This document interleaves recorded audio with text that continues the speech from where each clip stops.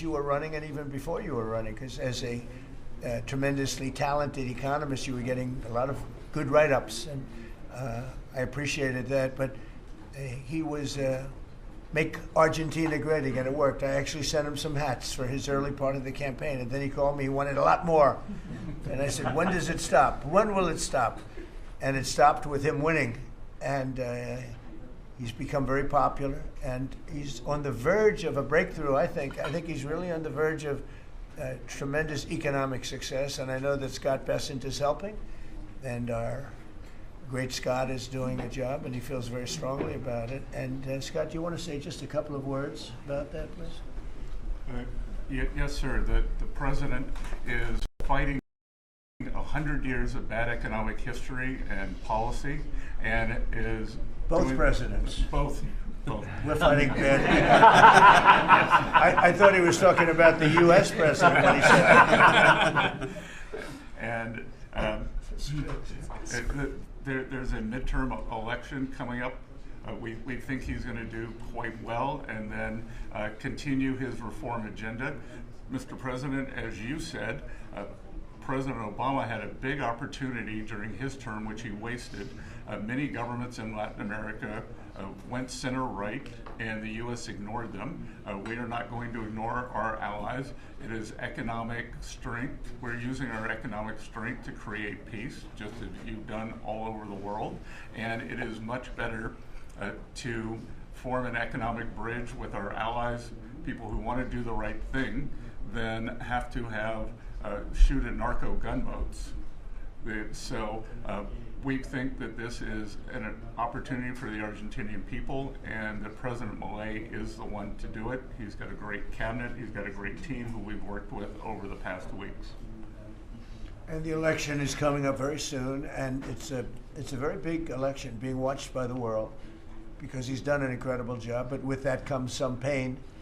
And they have some pain, and now they're coming out of it. I think the victory is very important. Your poll numbers, I hear, are pretty good, but I think they'll be better after this. And, you know, our approvals are somewhat subject to who wins the election, because if a socialist, or in the case of New York City, a communist wins, you feel a lot differently about making an investment. I think, Scott, you'd feel that if somebody that had no chance, in other words, if somebody wins and has no chance of ever having a great economy because of that philosophy, you would put a halt to what we're doing.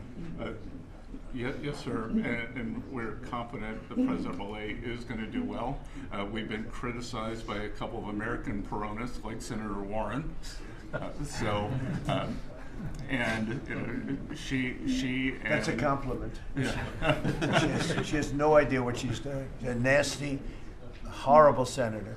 Go ahead. Other than that, I like her very much. Yes, and she and her protege in New York, Mandame, who I don't even think he's a Peronist. I think he's more of the communist chauvinismo.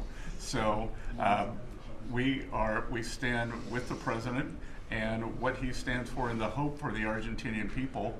And President Trump, just like you, he carries the young people. So it's hope for the future. The Argentines have made the decision to shake off 100 years of bad policy. They went from one of the richest countries in the world to a ton of debt. And I think that with the bridge the U.S. is giving them and the strong policies, that Argentina can be great again. Thank you very much. Please, go ahead, please. Muchísimas gracias por esta recepción. Me siento muy honrado, muy especialmente en este momento en el que, digamos, gracias al gran liderazgo suyo, presidente Trump, ha logrado la paz en Medio Oriente. No solo este gran logro que ha sido alcanzar la paz en Medio Oriente, sino lograr el retorno de los 20 rehenes vivos. Además, quiero también felicitar por esa labor y por entender, digamos, la amenaza que es el socialismo del siglo XXI en todo el mundo, y en especial en América Latina, la labor de Marco Rubio. Y también quiero agradecer profundamente el enorme trabajo que ha hecho el secretario Bessent, digamos, para ayudar a superar este problema de iliquidez que tenía Argentina como consecuencia, digamos, de los ataques políticos que hemos sufrido por nuestros opositores que no quieren que Argentina vuelva a abrazar las ideas de la libertad y que quieran volver a abrazar ideas perimidas, fracasadas, que en el fondo no son ni más ni menos que caminos que conducen al socialismo. Así es que, en primer lugar, muchas gracias por recibirme, muchas gracias por lo que están haciendo por el mundo libre y muchas gracias al secretario Bessent por la enorme tarea que ha llevado a cabo y que, digamos, nos permite tener una ruta para poder transitar tranquilos y hacer lo que los argentinos de bien necesitan, y que creo que va a ser un buen caso para mostrar al mundo que las ideas de la libertad funcionan y generan prosperidad. Muchísimas gracias. Thank you very much. Do we have a interpreter that wants to, you all either have that, has everyone understood? Because I think you made a very important, profound statement, actually. But we could have it interpreted if you want. Does anybody want it interpreted? Would you like that? Would you like it? Can the interpreter speak what, do we have somebody set up for that? If you want? It's actually simultaneous, so if the President would like to repeat his statement, we can do it. No, that's okay. Don't worry about it. We'll leave it that way. So it's an honor to have you here. And I just want to tell you that your career has been an amazing one, and it's going to continue with the election. You're going to win the election. We're going to endorse you. I'm going to endorse you today, fully endorse you. And, you know, people in Argentina like me. A lot of people like me. I'm even surprised myself. But we had a great week. We had a great weekend. We had a great period of time in the Middle East. It was very comprehensive. It went very rapidly, and I think it's going to lead to something that's going to be unrecognizable, certainly for the Middle East. What's taken place in the last few days, people can't believe it. I've never seen anything like it. I've never seen the love and the spirit. And I've done a lot of things. I've done a lot of deals. I've done a lot of political deals where countries come into line or whatever, but I've never seen anything like this, the level of love. And it has to do with the mystique of the Middle East, I think, because if I did other countries, I did 7 other settlements of wars, complete settlements of wars, and it was very well received. But this is something, I've never seen anything like it. The media covered it very fairly, and even the fake news, of which we have a lot, they actually covered it fairly for a change. And I appreciated that. We have to get back to that, it's so important. But I just want to say it's a pleasure to be with you, and we're going to have lunch, and we'll take a couple of questions from the news, and I'm sure they'll be extremely non-hostile and friendly. Like JD went through a very friendly interview with George Slobodanopoulos, who was nice enough to pay me $16 million the last time we came. He had to pay $16 million to me, which was good. It was worth having somebody lie. If you get $16 million, that's good. But JD had a very nasty person interviewing him, and we can't let that happen. Just as inappropriate to cut off a highly respected vice president of the United States mid-sentence. I guess it's one way to win an argument. That was the only way he was going to win the argument. So it was pretty inappropriate. I want to tell you that. So thank you very much. Do you have something there? Yes. Oh, good. Thank you. Sí. Quería darle. I'll get it.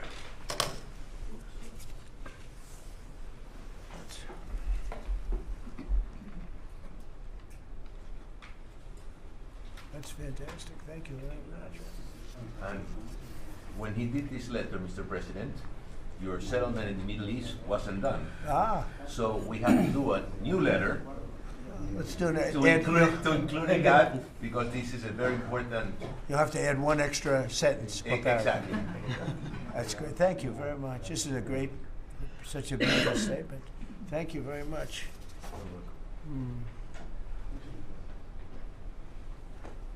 That's beautiful. Thank you.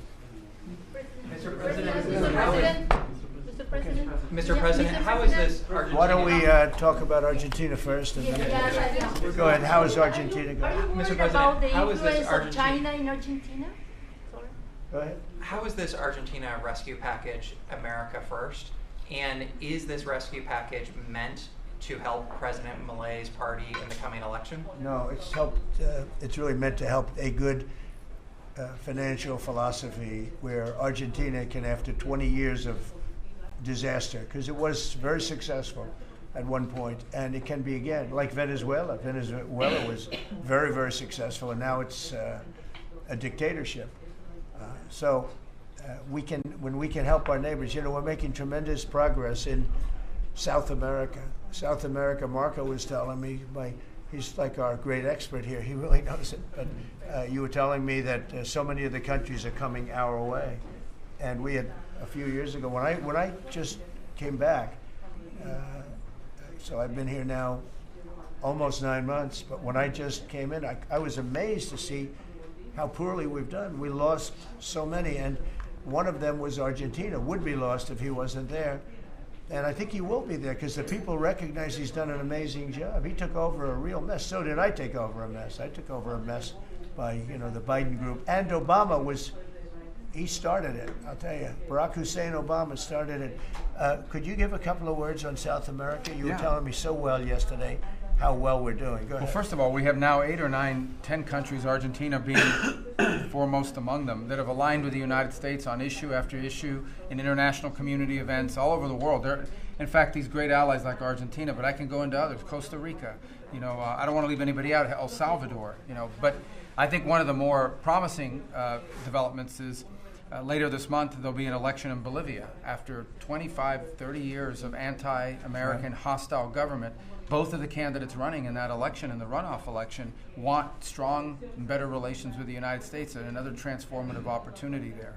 But so I think this is important. This is our hemisphere. It's where we live. And having strong neighbors such as this. And great progress has been made, really. And we'll make more. Absolutely. Over the last 9 months. Really over the last 9 months. Yeah, please. Mr. President, from Argentina, Buenos Aires, do you imagine soon a free trade agreement with Argentina? Could it be possible soon? Yeah, it will be. Well, we're going to discuss some of it today. But no, we want to help Argentina. And we want to always help ourselves. But we want to help Argentina. And one of the ways we can do, they have great product. And we used to do a lot of trade, and then if you look at what the Democrats, well, they didn't know. They didn't know. Honestly, they didn't know what they were doing. But a lot of that trade disappeared, and they have great product. So we will be trading with Argentina, and it'll be helpful to them, and it's helpful. It's good for us also. Mr. President, was China trying to draw a wedge between U.S. and Argentina by buying soybeans from Argentina and not U.S. farmers? I would say so. Yeah. And China on China likes to draw wedges. Ships too. Yeah, sure. I mean, I guess that's natural. It's China, and it's natural, but it's not gonna mean anything in the end. Mr. President, from Argentina, should Argentina end the China swap and close the space base in Neuquén? I don't think you should be doing business much with. You can do some trade, but you certainly shouldn't be doing beyond that. Certainly shouldn't be doing anything having to do with the military with China. And if that's what's happening, I'd be very upset about that, yeah. What about You the understand swap? that, Scott, right? Mr. President, You do understand that. Mr. President, what about the swap? Because it's so important for Argentina, the swap. Okay, go The ahead. central bank. The American assistance is not predicated on the swap with China being closed. Any reporting to that effect is incorrect. But you said that Argentina has to expose China from your business or from your agenda, and the swap is so important for Argentina. No, I was referring more to ports, military bases, observation facilities that have been created in Argentina. Than the swap? More than the swap? More than the swap. Okay. He was referring to that. Yeah, behind you, please. Yes, President, for Argentina, what's the benefit for United States in helping this way Argentina? Just helping a great philosophy take over a great country. Argentina is one of the most beautiful countries that I've ever seen. And we want to see it succeed. It's very simple. I mean, we don't have to do it. It's not going to make a big difference for our country, but it will in terms of South America. If Argentina does well, you're going to have others following, and a lot of others are following. You have countries in South America that 2 years ago would have never even been thought of to go as democracies or as just countries that want to do fair and balanced trading. And now you mentioned Bolivia, but there are numerous other countries that are coming our way. And Brazil, as you know, I had a very good conversation with the president. I met him at the United Nations before I went up to speak, and then I found that he didn't have a speech because I had no teleprompter. They turned off my teleprompter purposely. They made it impossible for me. But it didn't silence me. I spoke without, and it was a good speech. I mean, it was a good speech. But no, think of that. You go into the United Nations, I'm speaking in front of 158 leaders and the whole world. And I look at my teleprompter and it's dead. They killed my teleprompter. They wouldn't let the man that operated into the booth. Can you believe that? You don't have any specific interest in economic terms for the state? I do have. No, I want to see it succeed. I think it's going to be great, and we will benefit also. But it's not that big a benefit because it's not that big a country, but it's a very important country, and it's a country that can be very successful. There are some countries that will never be successful.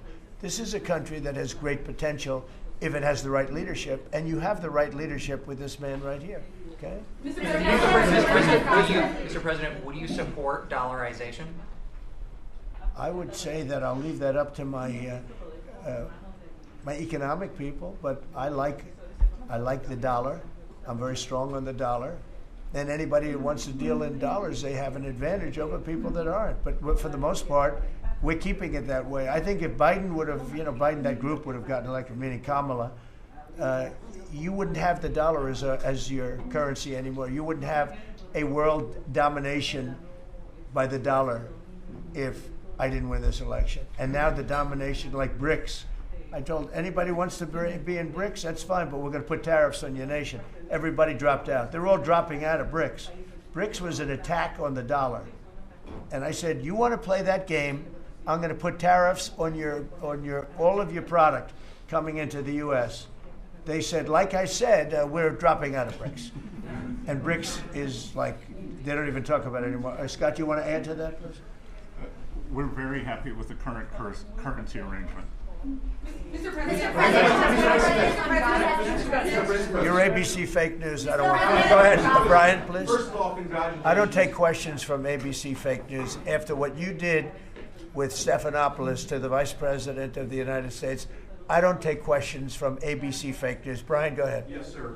First of all, congratulations on achieving peace. You're indeed the peacemaker.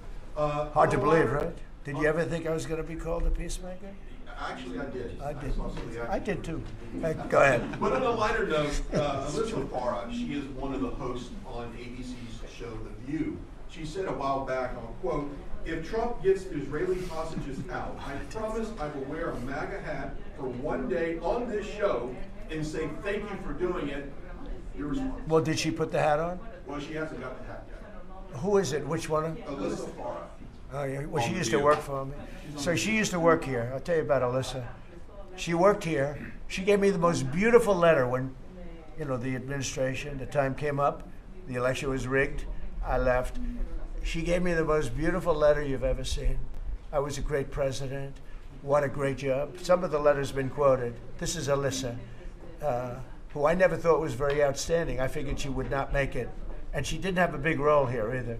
And then we had January 6th, and she left after that or before that, but she gave me the most beautiful letters. And then even months after she left, and while we weren't here any longer, she sent another letter, glowing letter, beautiful letter. And then she got hired by The View, and they gave her a couple of bucks, and she changed her view very quickly. I never thought she'd make it. Never thought she had what it took in any way. You know what that means.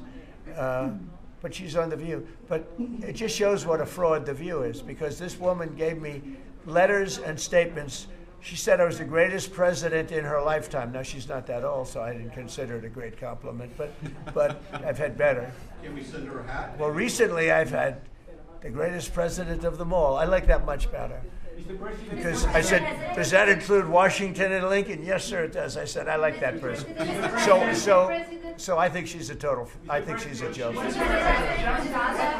President, on Gaza, how long will it take Hamas to disarm, and can you guarantee that is going to happen? Well, they're going to disarm, and because they said they were going to disarm. And if they don't disarm, we will disarm them. How will you do that? I don't have to explain that to you. But if they don't disarm, we will disarm them. They know I'm not playing games. Okay? Now, we did something monumental. We got the hostages back. That was the first thing we had to do. Above all else, get the hostages back.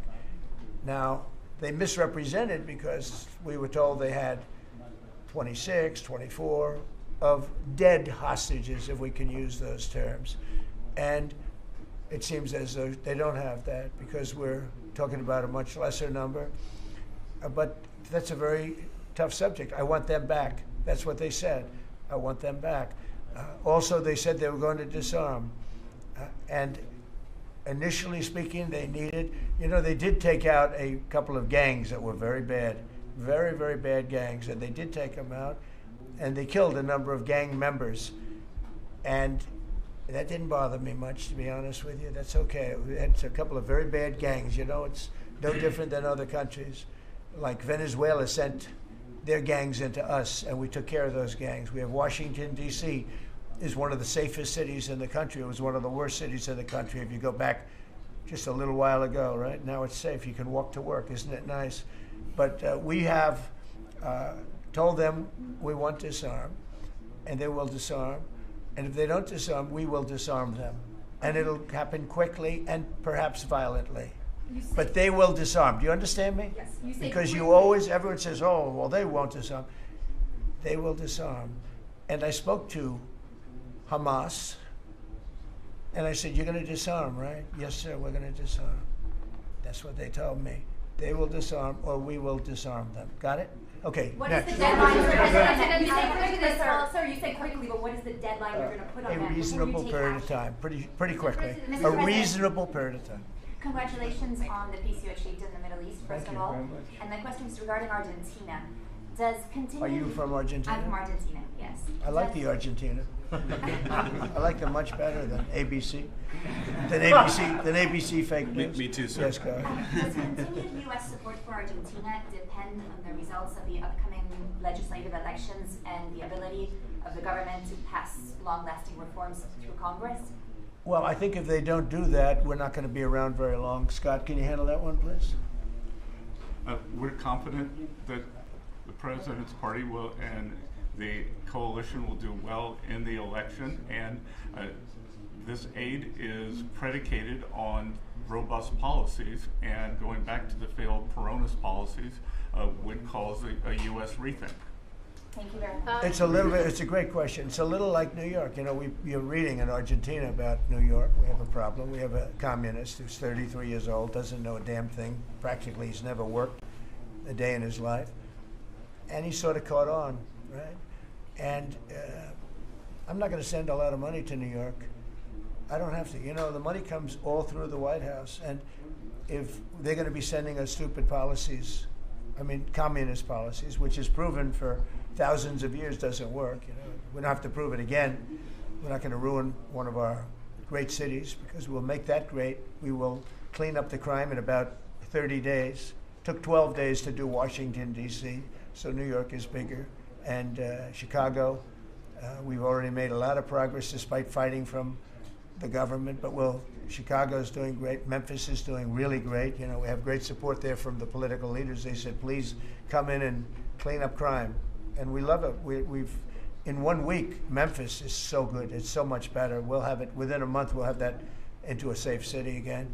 And all of these cities, we want to clean them up. We don't like that opposition. But if somebody's going to be a communist mayor of New York, it's a fluke if he gets in.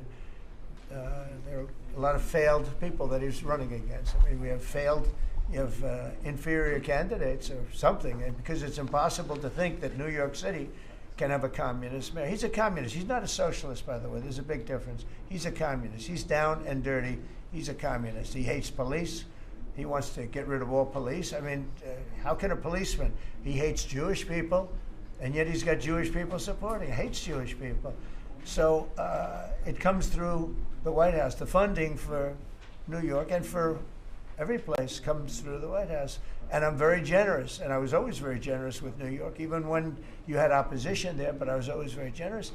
But I wouldn't be generous to a communist, a guy that's going to take the money and throw it out the window, because you're talking about hundreds of billions of dollars. And we're not going to let somebody get into office and squander the taxpayer money from this country. We're not going to let it happen. So it's a little bit like that with, if you take a look at Argentina, if the president doesn't win, I know the person that he'd be running against, I believe, probably.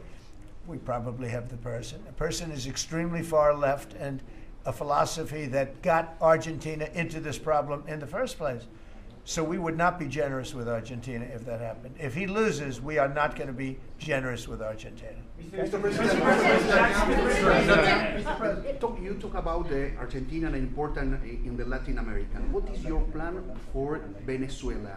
What is the terrorism, the narco-terrorism in the President Maduro? What is your plan? Well, Venezuela's done a couple of things very badly. Number one, we get drugs and all of that. But we get something in a way worse, because they're a big purveyor of drugs, but we have worse. What they do very well is they send their criminals into the United States, and they send Tren de Aragua, that you know very well. You're from Venezuela, I assume. And they send them in by the thousands, literally. And these are the worst of all. And they empty their prisons into the United States. They empty their mental institutions into the United States. And because we had a president who's low IQ, he didn't realize what was going on. And the people that are high IQ that surround him, but they happen to be lunatics, radical left, they're highly intelligent, radical left lunatics, okay? So in a way, that's worse than having a guy like Biden. But they ran the show. You heard about the Autopen. The person that really operated the Autopen, but it was really the people that told the person that operated the Autopen what to do. Those are the people that really were president, okay? So we're not going to stand for it in this country. And by the way, that Autopen thing is under serious investigation. Just this, I don't think you care, because you're from Argentina, you couldn't care less about that. But I just want to say, because I do the weave, you know, the weave, cover a lot of different subjects. But the people that are involved in that Autopen scam, because he barely signed anything. I mean, this guy, I don't know how you can be president. He barely signed it. But the only thing we can find for sure is that he signed Hunter's pardon, his pardon. Hunter's pardon, I like that. That's a combination. So we're going to work very much with the president. We think he's going to win. He should win. And if he does win, we're going to be very helpful. And if he doesn't win, we're not going to waste our time, because you have somebody whose philosophy has no chance of making Argentina great again. What's your advice? Steve, go ahead, Steve. Steve, go ahead, Steve. Just to check something, you said Hamas assured you that they would disarm. Was that a direct conversation or through my people. Mr. Witkoff? Or? Through my people. Okay, thank at you. the highest level. What's your advice? And it was meant for me. Yes, sir. What's your advice for President Milei and Argentina as a political leader? My advice is to hold strong to his principles, because he's right, and he's proving that he was right. He's got one problem. He's got people that are giving him tremendously bad press, even though they know it's wrong. He's got to hold true to his principles, because he's going to win. He's going to win. He's doing the right thing. Everybody knows he's doing the right thing, but you have a radical left sick culture that's a very dangerous group of people, and they're trying to make him look bad. I believe he's going to win out. And what about the rivalry with China in this house? China? Well, you have to be careful with China. Look, we have, everybody deals with China. They have to deal with us too. We have to be careful with China. Look, I have a great relationship with President Xi, but sometimes it gets testy, because China likes to take advantage of people, and they can't take advantage of us. But we have a fair relationship with China, and I think it'll be fine. And if it's not, that's okay too. You have to do and go where the punches are thrown. You got to put up the blocks. We have a lot of punches being thrown, and we've been very successful. Look, we have the most success. I think we're the most successful we've ever been as a country. We have now close. I've been saying 17. We have, I think, close to, or maybe even exceeding, $18 trillion going to be invested in the United States. That's more money than ever invested in any country before. Even countries with much bigger populations like India or like China, nobody's ever had $18 trillion invested in the country. We have, and that's because of November 5th election, because I won. Oh, if she won, you'd be negative. You'd have people getting out of the country. This country would have been in a major depression. If she won, we would have been 1929. They'd like to see that anyway. That's why they keep the government closed. They have a shutdown based on nonsense. They want to give away 1.5, think of it, they want to give away $1.5 trillion to people that come into the country illegally. And as you know, the borders now are closed. But when they hear that they get the greatest health care package in the world and they have no money, but they're living okay in another country, they head up and they start forming caravans and they try and come into our country. But the big problem is they want to give health care to people that should not get health care. They want to give health care to illegal immigrants by the millions. Look at Gavin Newsom, what he's done. He's ruined California. He gives health care to anybody.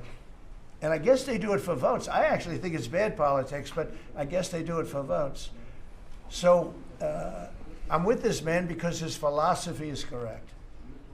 And he may win and he may not win, but I think he's going to win. And if he wins, we're staying with him. And if he doesn't win, we're gone. How can Argentina can help to the peace process, to the Middle East peace process? They can help by doing well. If Argentina does well, that's helpful because they know we help Argentina.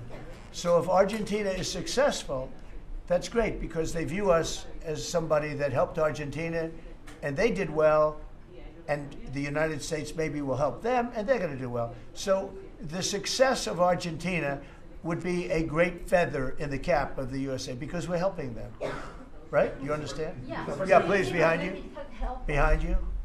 Thank you, Mr. President. Last week you said that NATO should consider expelling Spain.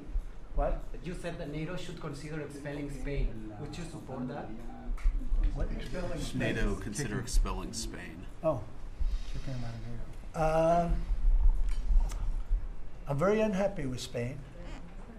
They're the only country that didn't raise up their number to 5%. Every other country in NATO raised up to 5%. And Spain is doing very well off our backs. So I'm not happy with Spain. Spain gets protection, and they know, look, they're sort of in the semi-middle of it, so they're going to get protected automatically. Even if you don't want to protect him, you're protecting him because of the way they're located. And I think what Spain did is a very bad thing for NATO. I think it's very unfair to NATO. It wouldn't matter if you said you're not going to protect them because they're pretty much protected. What are you going to do? Go through the other countries and let's go attack Spain, right? So I think what they did is not nice. I think it's very disrespectful to NATO. In fact, I was thinking about giving them trade punishment through tariffs because of what they did. And I may do that. I think unbelievably disrespectful. Spain, the only one out of all the countries in NATO, the only one that said that is Spain. And I think that's, I think they should be punished for that. Yes, I do. You have the money to pay the troops on. I do. Okay.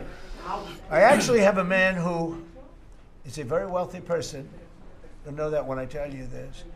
Who called a donor, a great gentleman, and he said, if there's any money necessary, shortfall, for the paying of the troops, then I will pay it, meaning he will pay it. How about that? I said, look, we're not going to need it. We're going to take care of our troops, but this was a position that's being forced upon us by Democrats, and all they have to do is just sign a piece of paper saying we're going to keep it going the way it is. There's nothing. It's not like it shouldn't even be an argument. They've signed it many times before. I don't want to bore you with the fact that Schumer said 100 times you should never close up government, but Schumer's a weakened politician. I mean, he's going to finish his career as a failed politician. He's a failed politician. He's allowed the radical left to take over the Democrat Party. So if they write books about that, if they write books about him, they're going to have to say that his career ended by allowing the radical left to take over the party. I mean, I won an election in a landslide because people are not into the radical left, and the Democrat Party is. People didn't want to see men playing in women's sports. They didn't want to see transgender for everybody. They didn't want to see all of the different things that they do that's so crazy. Open borders. I mean, the worst thing that he did to us, it's not inflation, because we fixed inflation. Prices are way down. I don't know if you saw that gasoline went to 58 just now. Did you see what's going on with gasoline? No, $58 a barrel. Nobody can believe it.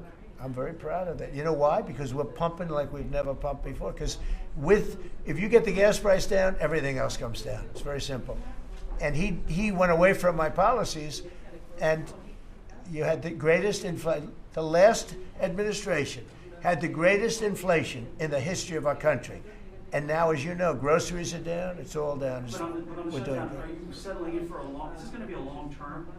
It's up to them. All they have to do is just vote to extend. We don't need it. We're not saying we want money. All we need is a right to extend. They want a right to extend, but they want $1.5 trillion so they can give it away to illegal immigrants, the people that are invading your cities. And many of these people, for whatever reason, I mean, I understood this. I called it a long time ago.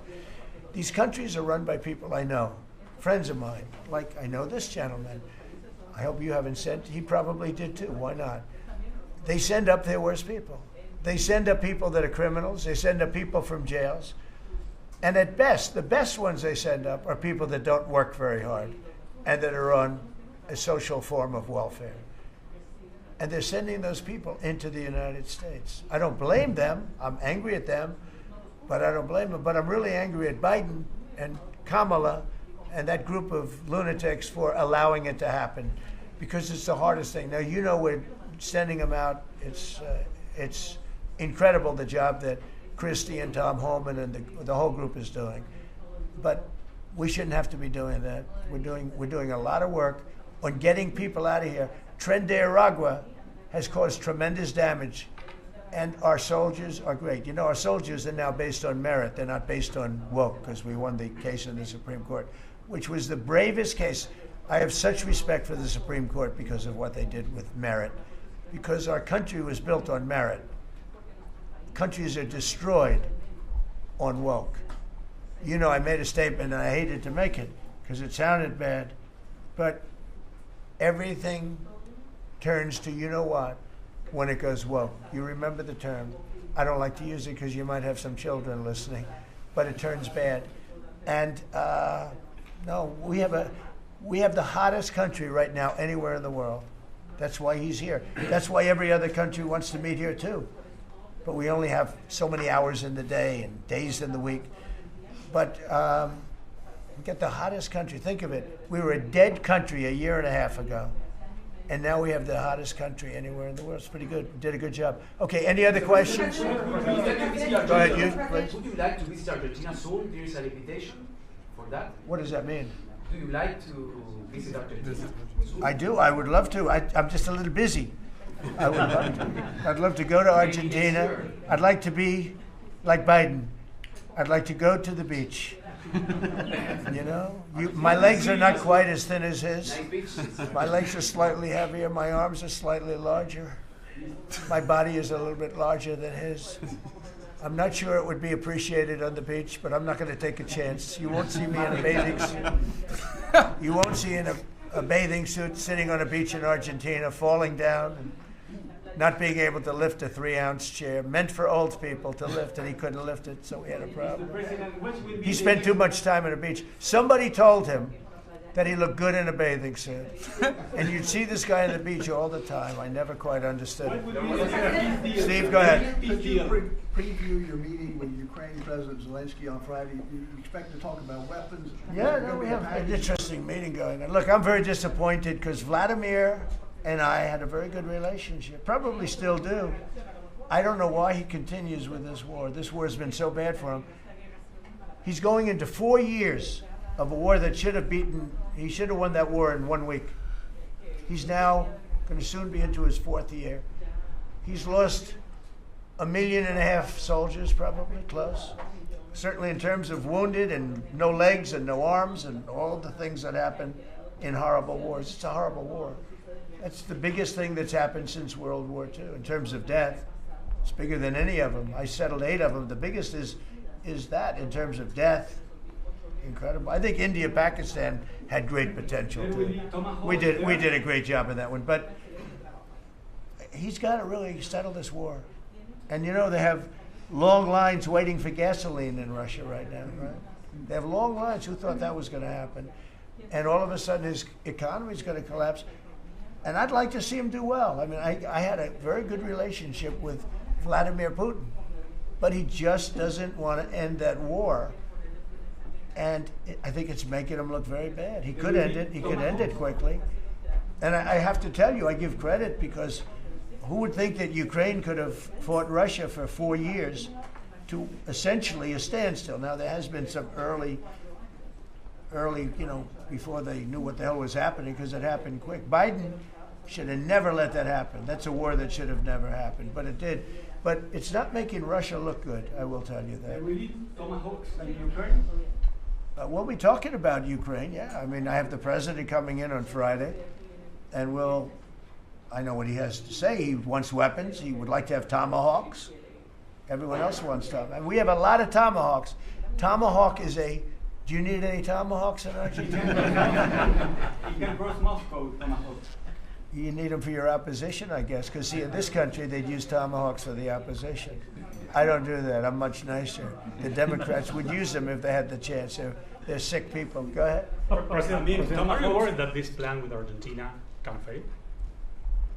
Anything can fail. Anything can fail. You never know. That's why I say Putin should do something about the war, because so far, I mean, it's turned out to be very bad for him. But anything can. So this plan can fail. Sure, it can fail, but it's got a better chance. I would say, Scott, it's got a better chance of success than failure. And if it's successful, it's an unbelievable success. It can transform your country into greatness. It's got a great chance. We'd like to give it a chance. Anything can fail, but we'd like to give it a chance. And we think, because he's made so much progress. I mean, the work that he's done over the last 4 years is incredible.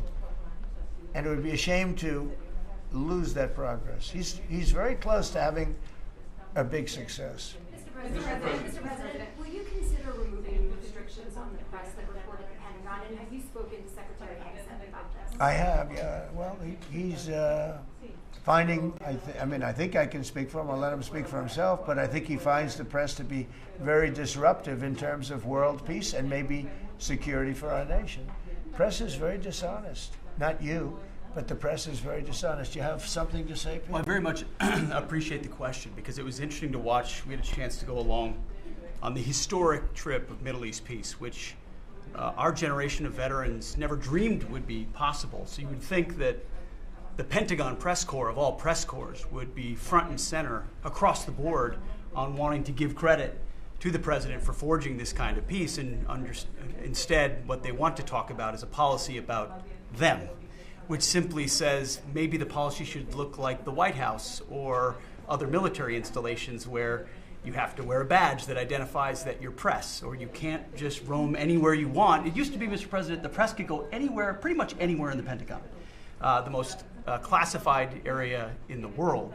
Or also that if they sign on to the credentialing, they're not going to try to get soldiers to break the law by giving them classified information. So it's common sense stuff, Mr. President. We're trying to make sure national security is respected, and we're proud of the policy. You know, we have an option here. As you know, the press years ago moved into the White House. It used to be across the street. We could move them. You're lucky I'm president, because we could move them very easily across the street. They used to be there.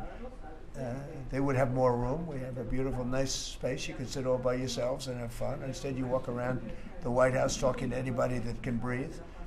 And, you know, but I find that when it comes to war, and now our great Department of War, we have some great people over there. I think it bothers me to have soldiers and even, you know, high-ranking generals walking around with you guys on their sleeve, asking them, because they can make a mistake, and a mistake can be tragic. They can do it innocently too. They can, and they're not press people. They don't really deal with the press, so they're not really necessarily good at it.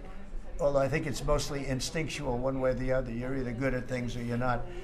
But I could see you being bothered by that. I mean, so you have them in an area and you treat them fairly, but they're not allowed to go into much like the somebody's office and sit with them for 10 hours. Right? Yes, sir. Yeah, I can understand. Boston had some street takeovers that we saw. Are you going to work with or try and work with the mayor of Boston?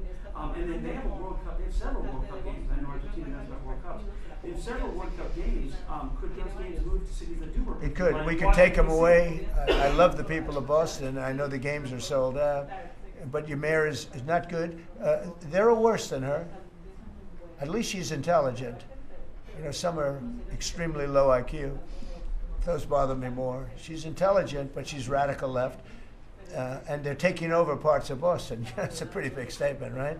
We could get them back in about 2 seconds. All she has to do is call us. We'll go in and take them back. But she's afraid to because she thinks it's bad politically. She could take them back too. The Boston police are great. I mean, I know them. They love me.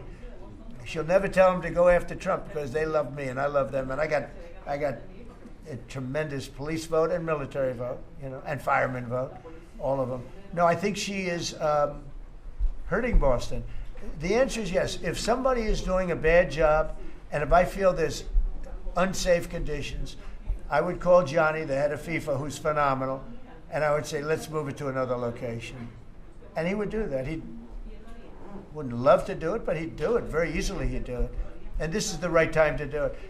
If I thought Boston was doing something that was going to cause safety conditions for the World Cup, I could say the same thing for the Olympics, because we have events that are in different locations for the Olympics. It's based in LA. If I thought LA was not going to be prepared properly, I would move it to another location if I had to. On that one, I'd probably have to get a different kind of a permission, but we would do that. Gavin Newsom, he's got to get his act together, because had we not gone in at the beginning of my term, had we not gone in with a very strong, powerful force, they would have lost LA. Now, you already lost 25,000 houses to fires. You got a big scar right in the middle of the city. And that should have never happened, because they should have had the water flowing in from the Pacific Northwest. All they had to do is open up the valves. He didn't want to do it. And he didn't want to do it. He says for environmental reasons. I don't believe that. But, for some reason, he didn't want to do it. Lost 25,000. You had no water in the fire pumps. You had no water in the sprinkler systems in the ceilings. There were no houses. Normally, the things would go in the. You might not have lost. You might not have lost 2 houses. So if he doesn't play ball, we're going to have to be very tough with him. He's done a bad job. Just to finish off on that, so when we went in, we did a phenomenal job. We went in with great force, and that was the end of it. We put it out. We extinguished that fire, which was agitation, and it was a very dangerous position to be in. And we went in and did a great job. But the chief, said we could have never done this without President Trump and without the federal government coming in. Okay, that was it. He said that. Now, 2 or 3 weeks later, he said, we could have done it, but he knows he couldn't. The city was going to be taken over if I didn't go in. And you have to remember that. Los Angeles was going to be taken over. And we have it where the chief said it, I believe, numerous times, but that was as it was happening. That was a rough one. That was nasty. And if we saw a situation like that, we'd be forced to make a move. Boston better clean up their act. That's all I can say. Go ahead. One more question. Mr. President, talking about shutdowns.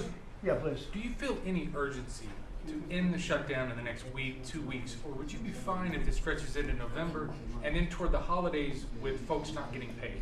Well, shutdown, we've had many, many shutdowns. And this is a shutdown that shouldn't have happened. A group of people brilliantly decided to make it after the election. I said, thank you very much. In other words, give it to Trump instead of Biden. So it shouldn't happen. And likewise, debt ceiling shouldn't have. But the great big, beautiful bill solved the debt ceiling problem for Is there a point where you would reach out to... No. Here's what's happening on the shutdown, though. Honestly, Can I put it in plain words for you? And you're a smart guy, so you'll understand, but a lot of people don't.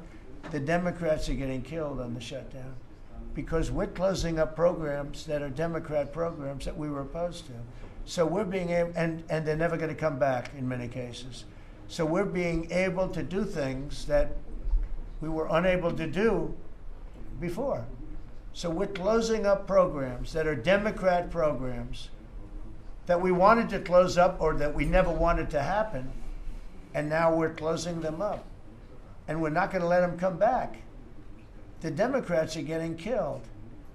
And we're going to have a list of them on Friday, closing up some of the most egregious, socialist, semi-communist, probably not full communist, we're saving that for New York, but semi-communist programs, and we're closing them up. We're not closing up Republican programs because we think they work. So the Democrats are getting killed, but they're not telling the people about that. I say it, nobody, well, I haven't said it probably as bluntly as I just said it, but so we are closing up Democrat programs that we think, that we disagree with, and they're never going to open again. Thank you very much. Thank you, everybody. Thank you.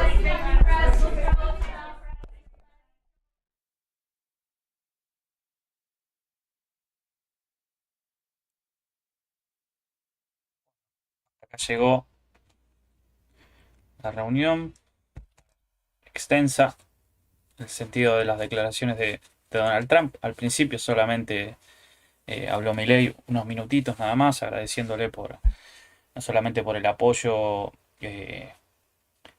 a Argentina por parte de Estados Unidos, sino también agradeciéndole lo que hizo, digamos,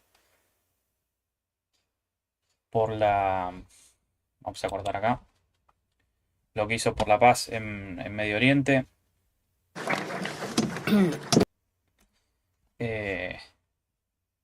Por la vuelta de los rehenes que había secuestrado Hamas también a sus casas. Eso fue básicamente, le agradeció también al secretario del Tesoro. Y bueno, después Trump, así en un breve resumen,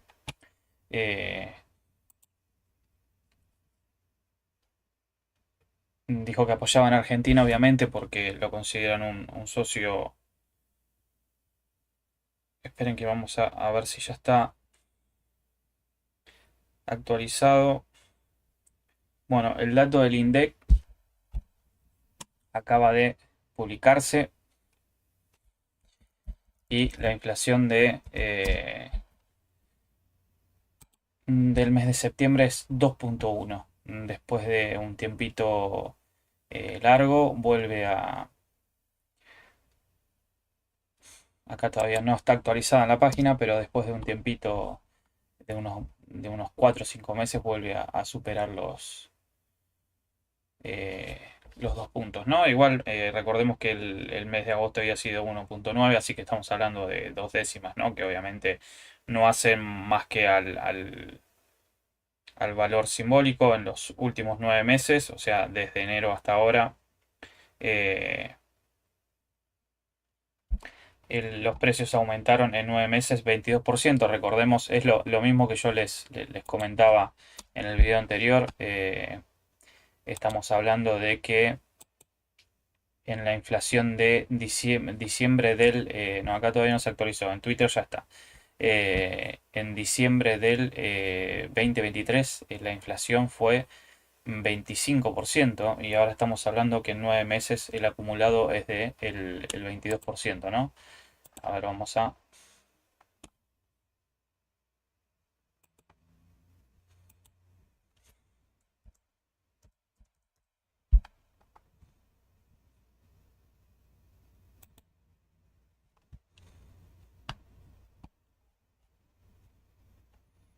Acá lo tenemos, el dato IPC, los precios aumentaron 2.1, más o menos era lo que se venía proyectando entre un 1.8 y 2.2, 2.4, así que más o menos estuvo en lo que se venía hablando. Acumularon, bueno, como les dije, en los últimos 9 meses, un 22%. acá tenemos lo que le decía, o sea, el último mes que dio por encima de, o dio con un 2 adelante, fue en abril, después mayo, junio, julio, agosto, y ahora vuelve después de 4 meses a el 2,1%, ¿no? Igualmente, como decimos, estamos hablando de 2 décimas, que teniendo en cuenta todo el ruido político, el ruido cambiario, el aumento del dólar, el intento de desestabilización por parte del Congreso, estas 2 décimas no hacen más que reafirmar que el plan de estabilidad y el plan en contra de la inflación está funcionando de manera muy buena. Vamos a ponerle me gusta ahí. A ver, vamos a agrandar esto un poquito, brevemente, como lo hacemos siempre. Bueno, vemos acá el nivel general, que es 2,1. Alimentos y bebidas no alcohólicas, 1,9. Esto siempre es lo que remarcamos que es lo más, entre comillas, ¿no? Todo obviamente es importante porque todo esto se utiliza para, obviamente, cualquier ciudadano es lo que utiliza, ¿no? Educación, transporte, salud, equipamiento, comunicación, bienes de servicios, pero siempre prendas de vestir y calzados aumentaron. Bueno, supongo que tendrá que ver con la nueva temporada, ¿no? Se termina la temporada de invierno, llegó la de primavera-verano, por así decirlo. Y bueno, lo más importante que yo siempre digo es alimentos y bebidas no alcohólicas, porque es lo que consume la gente que le cuesta llegar a fin de mes, ¿no? O sea, no es lo que consume porque lo consumimos todos, sino que es, digamos, en donde mayor cantidad de dinero gasta la gente que le cuesta llegar a fin de mes, ¿no? Obviamente, lamentablemente también resignando algunas cosas que no debería resignar, perdón. Bueno, tenemos 1,9. Recordemos que veníamos de meses donde este numerito estaba por abajo del 1, ¿no? Hablamos de, en su momento, no sé si llegó a tener deflación, 0,5, 0,6, 0,9, y ahora, bueno, está prácticamente a nivel de lo que es el nivel general, ¿no?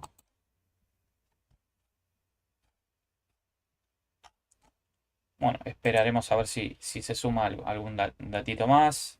Bueno, acá tenemos, como siempre, donde más aumentaron los precios fue en la Patagonia, 2,4, y después el resto más o menos, salvo en el noreste, que aumentó por debajo del 2%. Bueno, acá tenemos gente. Bueno, volviendo al tema, bueno, buena noticia, entre comillas, porque siempre uno, como decimos, siempre quiere que la inflación vaya a la baja y no que se mantenga, digamos, en esto, pero obviamente después de todo el ruido que hubo, haberse mantenido en torno al 2% para mí, obviamente es mi opinión personal, es un gran logro. Bueno, volviendo al tema de Trump, a ver si ubicamos. Bueno.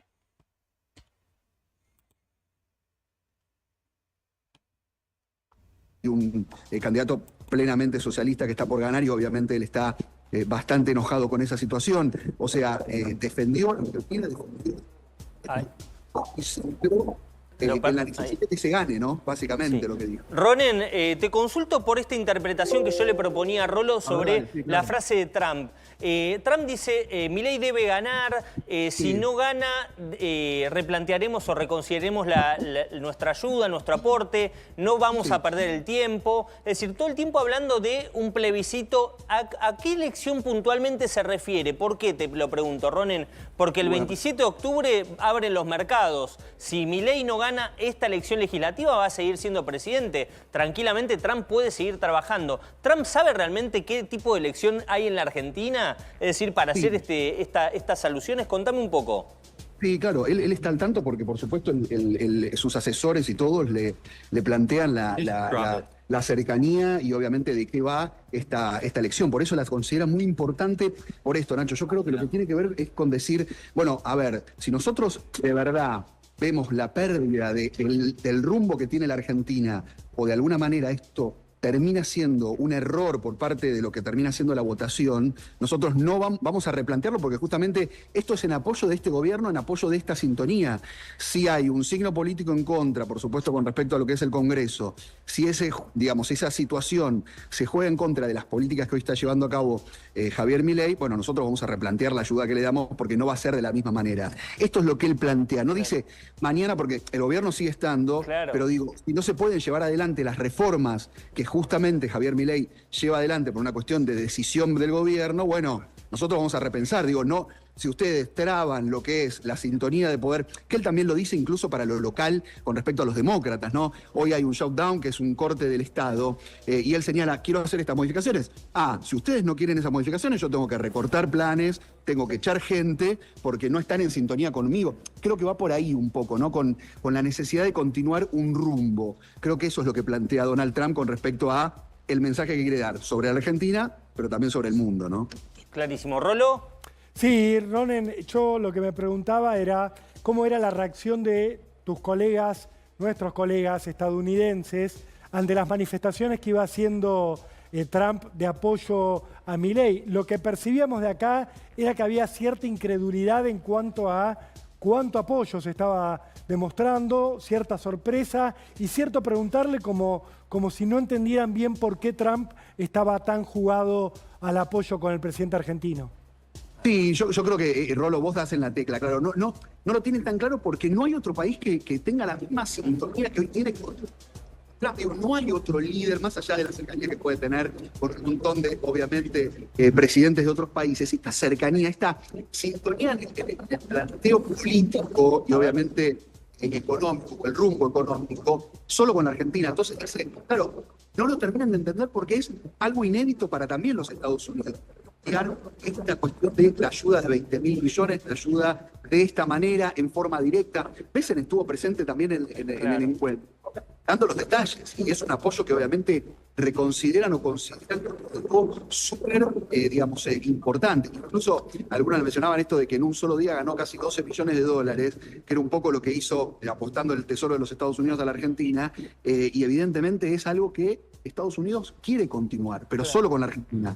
No hay casi, te diría, otra posibilidad, Rolando. Hoy no hay otro país que lo tenga, ¿no? La sintonía que hoy tiene Estados Unidos con Argentina. Ronen, hay un pasaje de esta conferencia, hay muchos, es una hora de conferencia. Es larguísima. No suele hablar tanto. Sí, no suele hablar tanto. Bueno, es muy larga, pero hay una parte en la que Trump le habla casi al Milei persona, no al Milei presidente. Dice, bueno, yo le diría que siga siendo él mismo, es decir, que siga sus principios. Apoyo a este hombre porque tiene la filosofía correcta. Puede que venza o puede que no, pero si vence lo continuaremos apoyando. De lo contrario nos vamos. Es decir, casi hablándole a Milei, diciéndole no cambies, seguí por el camino correcto y efectivamente le transmite un apoyo que con Rolo lo hablábamos antes de conectarnos con vos, Ronen, no hay registro de un apoyo de un presidente de Estados Unidos a un presidente argentino. No. Es inédita la manera en la cual hoy, yo creo que tienen, viste que uno siempre habla, e incluso siempre habla de la sintonía política o no que tiene Javier Milei o la importancia que le da a la política más que la economía y todo. Yo creo que el sentido a nivel internacional y la relación que él construyó con Donald Trump, también se sintió muy cómodo Donald Trump dándonos, el pie para poder preguntar. Todo esto no sucede más allá de que él estaba exultante por lo de ayer y la paz. De verdad logró una sintonía Javier Milei con Donald Trump que nadie, o por lo menos muy pocos, la han logrado. Y yo creo que va por ahí.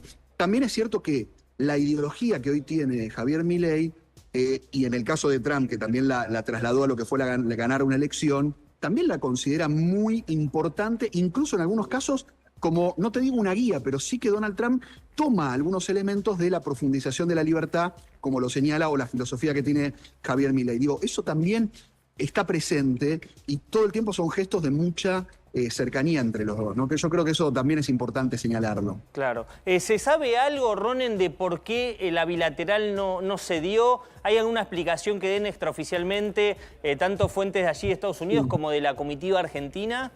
Más que nada tiempos, no tuvo que ver con ninguna otra cuestión, era más que nada tiempos porque, mira, tuvimos casi una hora en una conferencia de prensa, digo, también eso se pudo haber dado en algún momento, incluso ahora van a tener un tiempo, digo, para charlar, más allá que no van a estar solos porque estaba también Karina Milei, estaba por supuesto también Patricia Bullrich, en sintonía estaba el canciller al lado del presidente, digo, van a tener momentos de poder charlar, es más un título que otra cuestión, digo, la reunión bilateral o no.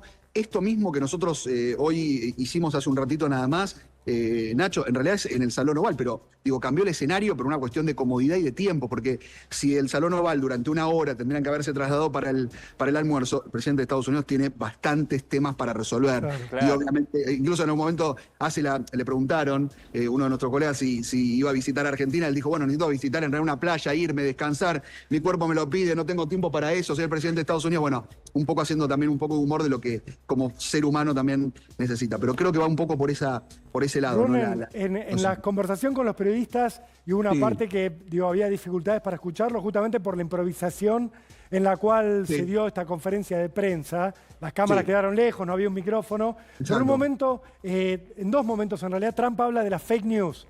En un segundo momento para responderle a una periodista que le está preguntando, una periodista local, y le dice, no voy a hablar con vos porque tu medio... Pero también en referencia a Milei en un momento habla de las fake news.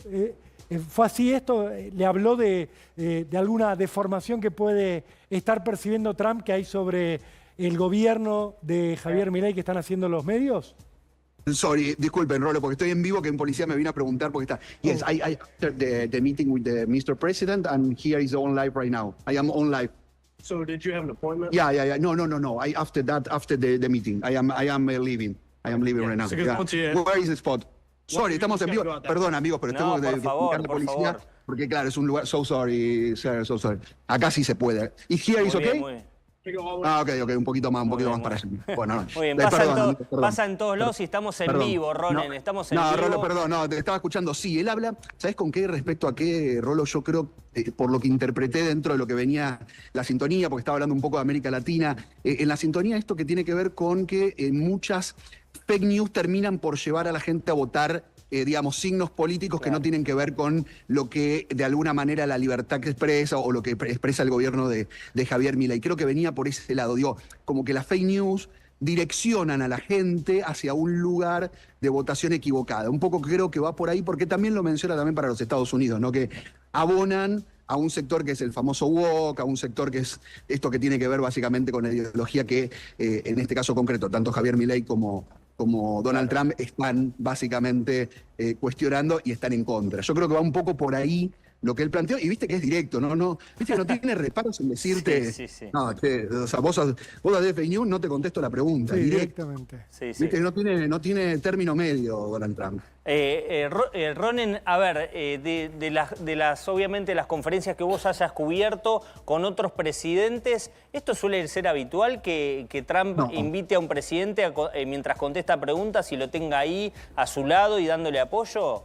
No, la verdad que es inédito, porque ¿sabes lo que yo sentí también, Nacho? Que era un momento de relajarse, de poder contar todo lo que había pasado, pero él también aclaró antes de empezar, no sé si se vio, creo que sí, porque obviamente se vio casi todo, pero él antes de empezar dijo, primero hagamos preguntas sobre Argentina. Lo planteó Donald Trump, digo, empecemos con Argentina porque estamos con el presidente, digo, siendo... Hasta le organizó la prensa, mira. Exacto, claro, sí, directamente lo planteó como esa necesidad directamente de, bueno, hablemos primero de Argentina y luego voy a responder de todos los temas que me quieran preguntar, porque así lo hizo. O sea, básicamente es un poco lo que se había planteado o hacia dónde se había planteado un poco esto improvisado, porque no fue una conferencia de prensa. Muy amables también la gente de prensa de la Casa Blanca, porque claro, obviamente que ellos podían haber limitado tanto los tiempos como las preguntas, y en ningún momento, te diría que casi fue el que dirigió la conferencia de prensa fue Donald Trump. En ningún momento hubo, viste, no, la última pregunta, no tenemos más tiempo, en ningún momento. Todo lo contrario, dejaron que Donald Trump sea quien de alguna manera marcaba quiénes podían preguntar, quiénes no, o a qué quería responder y qué no. Y de verdad fue como, no, yo te digo la verdad, no recuerdo, porque él sí, bueno, incluso te acordás la tensión que hubo con Zelensky en un momento que se empezó. Estaba Vance, el vicepresidente de los Estados Unidos, que también estaba presente.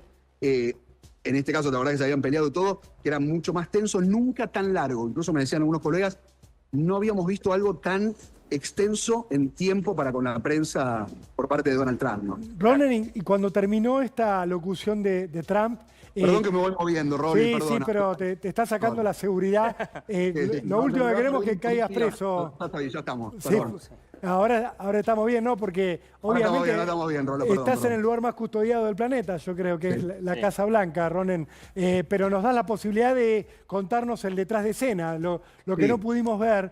Cuando termina esta locución de Trump, y obviamente ustedes los invitan a salir, Milei se quedó en esa mesa almorzando con Trump. ¿Cómo seguía la dinámica del presidente argentino en la intimidad con el presidente estadounidense? Bueno, Rolo, porque aparte lo que no hicieron fue comer, porque en ningún momento terminaron por arrancar el almuerzo. O sea, en principio arrancaba el almuerzo, que estaba ahí el menú un poquito, no vi mucho lo que iban a comer, perdón, iban a comer, pero en principio era primero almorzar. La dinámica en realidad se retrasó mucho por esto, porque en realidad ahora iba a ser el homenaje a Charlie Kirk, que se iba a hacer también en Casa Blanca. Bueno, no había posibilidad, digamos, de estar durante ese acto, pero ese almuerzo termina, van a quedarse seguramente algunos minutos y va a haber muchos temas para hablar, seguramente que lo van a tener en el almuerzo, porque aparte él trajo sus secretarios que tienen que ver un poco con lo que con la Argentina pueda justamente tener relación. Estaba Patricia Bullrich también, que es un tema central para los Estados Unidos, tanto el tema narcocriminal como por supuesto el tema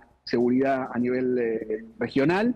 Y centralmente después va a ser este acto y luego vuelve, ¿no? Para acá, que es acá la Blair House, y a partir de ahí ya, digamos, un poco no tiene actividad, sí, va a saludar creo que a los empleados, de Blair House, según lo que dice la agenda oficial, y eso. Yo creo que fue mucho mejor de lo que esperaban, porque en un momento, viste, se dudó, bueno, no, al final va a ser un almuerzo bilateral, no como esperábamos, una reunión bilateral, pero después, Nacho, Rolo, me parece que se terminó dando algo que, viste, como es la cosa espontánea, se terminó dando algo mucho mejor de lo que creo que la Argentina pensaba que se podía dar, porque nos puso en el centro del mundo, de verdad.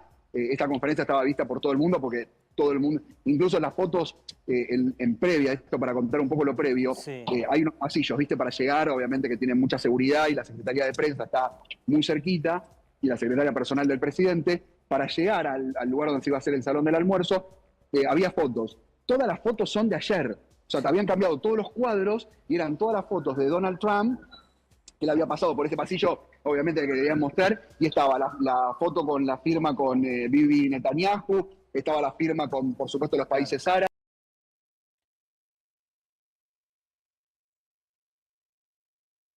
Esto último que contás, para enmarcar esto se da el día después, insisto, el día...